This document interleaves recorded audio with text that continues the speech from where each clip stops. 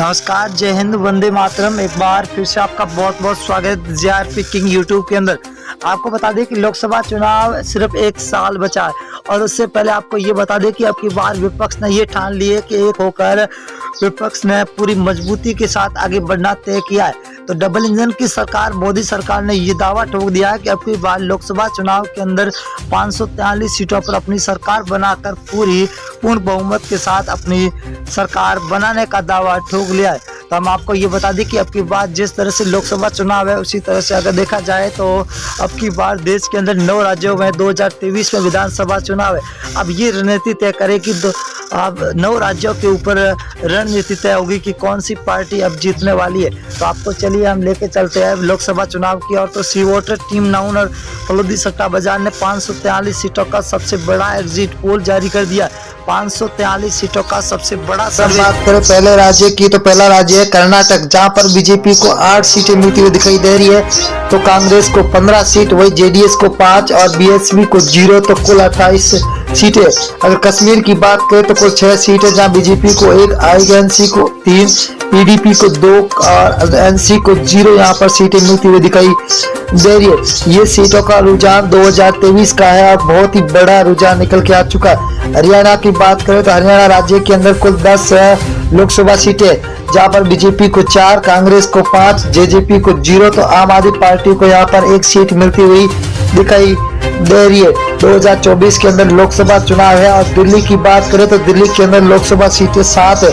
7 में से बीजेपी को 2 सीटें मिल रही है, तो वही कांग्रेस को 4, आम आदमी पार्टी को 1 सीट मिल रही है, तो बीएसपी को यहाँ पर 0 सीट मिलती हुई दिखाई दे रही है। तो अदर के खाते में 0 जा रही है। अगर हम पंजाब राज्य की बात करें तो 13 लोकसभा सीट है, जहाँ बीजेपी को 1 सीट मिल रही है, वही कांग्रेस को 2 सीटें मिल रही है, तो आम आदमी पार्टी के खाते में 9 सीटें जा रही है और एसएडी को 0 सीट मिलती हुई दिखाई दे रही है।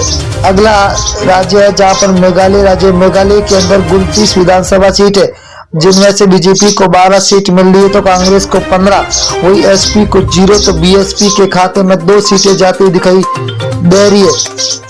अगला राज्य झारखंड। झारखंड की बात करें दोस्तों तो यहाँ पर 19 लोकसभा सीटें, जहाँ बीजेपी को 6 मिल रही, तो वही कांग्रेस के खाते में 8 सीटें जा रही है, तो जेएमएम के खाते में 5 सीटें जा रही है, तो आरजेडी के खाते में 0 सीट मिलती हुई दिखाई दे रही है। आंध्र प्रदेश राज्य की बात करें तो यहाँ पर लोकसभा सीटें 25 है। 25 में से बीजेपी को 8, वही कांग्रेस को 4, तो वाईआरएस को 10 और टीडीपी को 3 सीटें मिलती हुई दिखाई दे रही है, तो अदर के खाते में 0 सीट मिलती हुई दिखाई दे रही है। उड़ीसा की बात करें तो उड़ीसा के अंदर लोकसभा सीटें 21 है। 21 में से बीजेपी को 6 सीट, वही कांग्रेस को 9, बीजेडी को 6 सीट और एनसी को 0 सीट मिलती हुई दिखाई दे रही है। बहुत ही तगड़ा महाउपनियन पोल निकल के आ चुका। तमिलनाडु की बात करें तो यहाँ पर कुल 39 लोकसभा सीट है, जहाँ बीजेपी को 4, तो कांग्रेस को 5, डीएमके को 15, एएलए को 15 सीटें मिलती हुई दिखाई दे रही है, तो 0 खाते में जा रही है अदर के। अगर अब बिहार राज्य की बात करें तो कुल 40 लोकसभा सीट है, जहाँ बीजेपी को 12 सीट मिल रही है, तो वही कांग्रेस को 5 सीट, आरजेडी को 15, तो जेडीयू को 8 सीटें मिलती हुई दिखाई दे रही है, तो अदर के खाते में 0 सीट मिलती हुई दिखाई दे रही है। अगला है राजस्थान। राजस्थान के अंदर कुल लोकसभा सीट है 25 में से बीजेपी को 10 सीट है, तो कांग्रेस को 14 सीट, वही आरएलपी के खाते में 1 सीट जा रही है, तो आम आदमी पार्टी को यहाँ पर 0 सीट पर संतोष होना पड़ रहा है, तो अंदर खाते में 0 सीट। उत्तर प्रदेश की बात करें तो कुल 80 विधानसभा सीटें है, जहाँ बीजेपी को 32, वही कांग्रेस के खाते में 14, एसपीआई के खाते में 27, बीएसपी को 2 सीटें, वही अदर के खाते में 5 सीटें जाती हुई दिखाई दे रही है। अगला राज्य है उत्तराखंड। उत्तराखंड के अंदर 5 लोकसभा सीटें, जिनमें से बीजेपी को 3 सीट, वही आईएनसी को 2, तो बीएसपी को 0, आम आदमी पार्टी के खाते में 0 सीट मिलती हुई दिखाई दे रही है, तो यहाँ पर अदर के खाते में अभी 0 सीट जाती हुई दिखाई दे रही है। पश्चिम बंगाल की बात करें तो कुल लोकसभा सीटें 42 है। 42 में से 17 बीजेपी के खाते में जाते हुए दिखाई दे रही है, तो वही आईएनसी को 0 सीट है, तो टीएमसी को 25 सीट है, सीपीआईएम को 00 सीट मिलती हुई दिखाई दे रही है। आंध्र प्रदेश की बात करें तो आंध्र प्रदेश के अंदर लोकसभा सीटें 2 है, जहां पर बीजेपी को 1 सीट मिल रही है, तो यहाँ पर कांग्रेस को खाते में 1, एसपी को 0, तो बीएसपी के खाते में भी 0 सीट जाती हुई दिखाई दे रही है, तो अदर के खाते में 0। अगर हम मेघालय की बात करें तो मेघालय के अंदर लोकसभा सीटें 2 है, 2 में से बीजेपी के खाते में 0 सीट, 1 सीट जा रही है, तो वही कांग्रेस को 1 सीट मिल रही है। तो एसपी को 0, तो बीएसपी के खाते में अभी 0 सीट जाती हुई दिखाई दे रही है।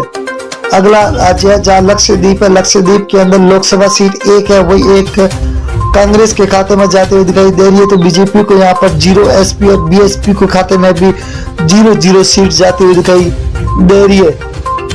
अगला राज्य है महाराष्ट्र, महाराष्ट्र के अंदर 48 विधान लोकसभा सीटें हैं, जहाँ बीजेपी को 15, कांग्रेस के खाते में 14, तो एसएचएस को 10 और एनसीपी को 8 सीटें मिलती दिखाई दे रही है। तो अदर के खाते में 0 सीट जाती हुई दिखाई दे रही है। छत्तीसगढ़ राज्य की बात करें तो यहाँ पर लोकसभा सीटें 11 में से बीजेपी को 6 सीट मिल रही है, तो आईएनसी के खाते में 5 है, आम आदमी पार्टी को 0, बीएसपी को यहाँ पर 0 सीट मिल रही है, तो अदर के खाते में भी 0 सीट जाती हुई दिखाई दे रही है। तेलंगाना की बात करें तो कुल 17 लोकसभा सीटें, जहाँ बीजेपी को 3 सीट, वही कांग्रेस को 5, तो टीआरएस को 7, एआईएम को 2 सीटें मिलती हुई दिखाई दे रही है। बहुत ही बड़ा तगड़ा झटका लगता हुआ दिखाई दे रहा है आपकी बात।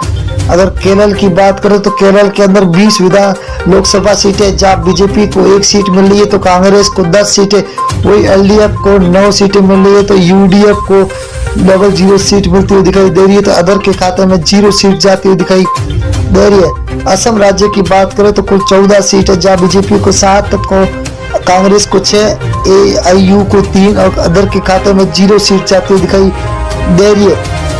बहुत ही बड़ा तगड़ा झटका सभी को मिलता हुआ दिखा। गुजरात की बात करें तो कुल 26 लोकसभा, जब बीजेपी को 12, कांग्रेस को 6, तो आम आदमी पार्टी को 8, बीएसपी के खाते में 0 सीट जा रही है, तो अदर के खाते में भी 0 सीट जाती हुई दिखाई